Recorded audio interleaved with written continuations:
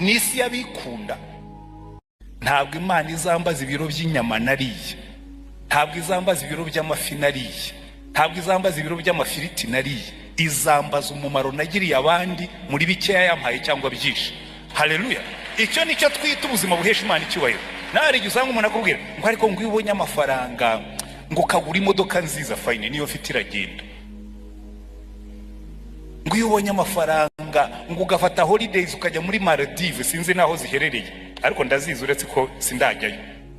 Maldives nzawe ngiye gusurayo nyogokuru, ngiye gusurayo data wacu, ngiye gusurayo masenge.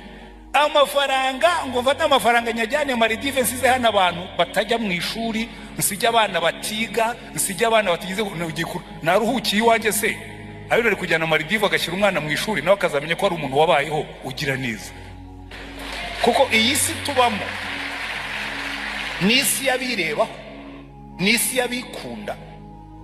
Ntabwo Imana izambaza ibiro by'inyama nariye, ntabwo izambaza ibiro by'amafi nariye, ntabwo izambaza ibiro by'amafiriti nariye, izambaza umumaro nagiriye abandi muri bikeya yampaye cyangwa y'umugisha, nkuko yabwiye Abrahamu yuko izomugira isoko y'umugisha. Rero no munsi ijambo shaka guhagarara ko ni Abikorino ba kabiri igice cy'umunani umurongo wa 12, 2 Corinthiens 8 verset 12. Ni ijambo rikomeye yabwiye Abikorino, ndayisome Gifaransa ndayisobanura mu Kirundi, havuga ngo la bonne volonté quand elle existe est agréable en raison de ce qu'elle peut avoir à sa disposition. Mu Kirundi bisigura ngo iyo umuntu afise ishaka yo gukora